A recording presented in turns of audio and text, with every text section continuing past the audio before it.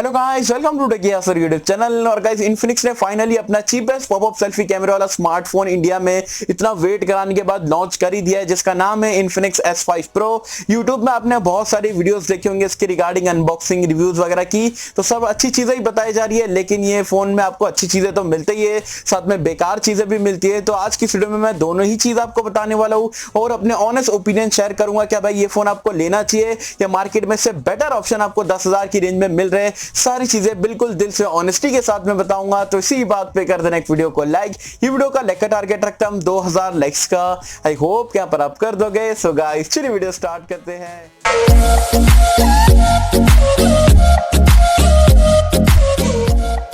तो friends, video start कर लेते हैं। सबसे पहले बात कर लेते हैं यहाँ पर इन्फिनिक्स S5 Pro के प्राइस पॉइंट के बारे में। तो ये आपको एक ही वेरिएंट में देखने को मिलता है, 4GB रैम 64GB स्टोरेज, और ये आपको प्राइस पॉइंट रखी गई है 9999, मतलब 10,000 रुपए में आप इसे परचेस कर सकते हो। फ्लिपकार्ट पे जो पहला फ्लैश सेल है वो आपका 13 मार्च से यहाँ पर स्टार्ट होने वाला है। चलिए अब मैं जल्दी से आपको एक स्पेसिफिकेशन का ओवरव्यू देता हूँ, फिर उसके बाद में अपने ऑनेस्ट ओपिनियन जो है और कुछ स्मार्टफोन के साथ में कंपेयर करके भी आपको बताऊंगा 10,000 की रेंज में।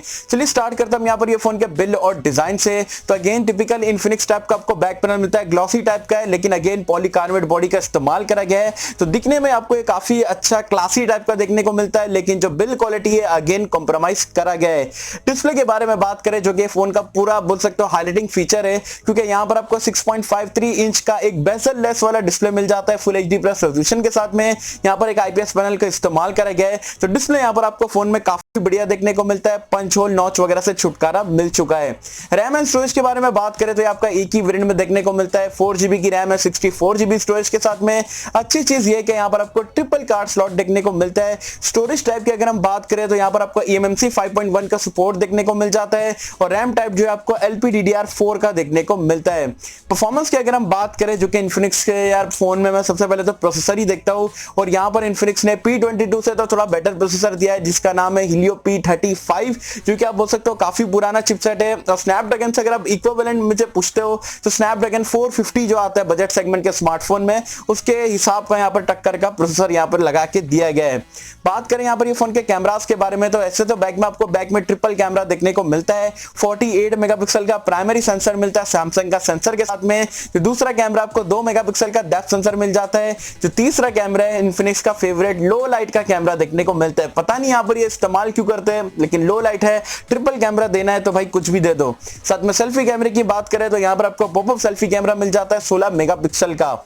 एंड्रॉइड वर्जन और UI के बारे में बात करें तो आउट ऑफ द बॉक्स आपको एंड्रॉइड 10 मिलता है, जो कि अच्छी बात है बजट सेगमेंट के स्मार्टफोन में। एज वेल एज यहाँ पर आपका XOS के लेटेस्ट वर्जन पे यहाँ पर रन करता है। सेंसर्स के बारे में बात करें तो यहाँ पर आपको सारे सेंसर देखने को मिल जाते हैं, इंक्लूडिंग बैक में आपको फिंगरप्रिंट स्कैनर मिल जाता है और फेस अनलॉक का फीचर भी देखने को मिलता है। बैटरी लाइफ की अगर हम बात करें तो यहाँ पर आपको 4000 mAh की बैटरी देखने को मिलती है।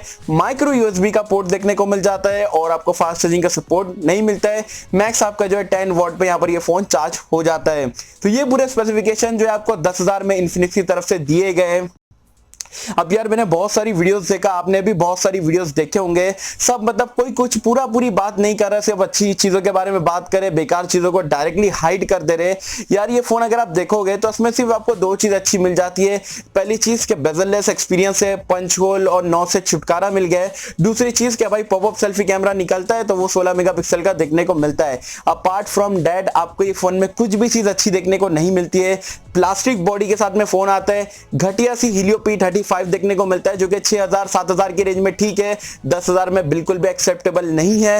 बैटरी में आपको फास्ट चार्जिंग का सपोर्ट नहीं है, टाइप सी का पोर्ट नहीं है। कैमरास में भी अगर आप देखोगे तो आपको यार 48 मेगापिक्सल बस दे दिए, बाकी के दो कैमरे आपको यूजलेस आप बोल सकते हो। जो 48 मेगापिक्सल का जो ट्रिपल कैमरा वो एक कैमरे का भी काम मतलब कर लेगा, एक कैमरा भी लगाएंगे तो कुछ भी सेंस नहीं बनता है। और 10,000 में अगर आप मार्केट में ऑप्शन देखते हो तो Redmi Note 8 है, जो इससे फार बेटर ऑप्शन है, क्योंकि वहां पर आपको ग्लास बॉडी देखने को मिल रही है, प्रोसेसर इससे बेटर देखने को मिल रहा है, कैमरास इससे बेटर देखने को मिल रहा है, टाइप सी पोर्ट मिल रहा है, 18 वॉट की फास्ट चार्जिंग का सपोर्ट मिल रहा है। सिर्फ वहां पर आपको नॉच मिल जाता है, यहाँ पर आपको जो है बेजललेस स्क्रीन मिल जाती है। तो यार पॉपअप सेल्फी के नाम पे मतलब कुछ भी 10,000 में बेच दोगे और हम क्या यहाँ पर परचेस कर लेंगे, तो ऐसा मुझे बिल्कुल भी समझ में नहीं आया। ऑनेस्टली अगर मैं आपको बताऊं तो बिल्कुल भी मैं आपको ये फोन रिकमेंड नहीं करूंगा। 10,000 में Note 8 ले लो, Note 7 Pro ले लो, या Vivo का U20 ले लो, या Realme 3 Pro मिलता है वो परचेस कर लो, इससे फार बेटर ऑप्शन आपको देखने को मिलते हैं। हाँ ये वो लोग ले सकते हैं कि भाई जिसको मतलब पूरे फोन से मतलब नहीं है, सिर्फ पॉपअप सेल्फी कैमरा भाई उसको अच्छा लगता है, 10,000 का बजट है, तो वो लोग यहाँ पर जाके ले सकते हो।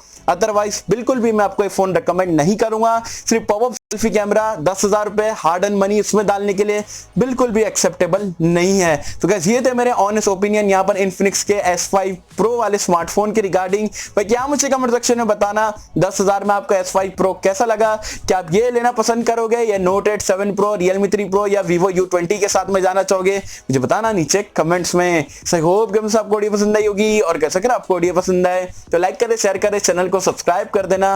मिलता हूं आपसे अगली किसी वीडियो में, जब तक के लिए थैंक यू।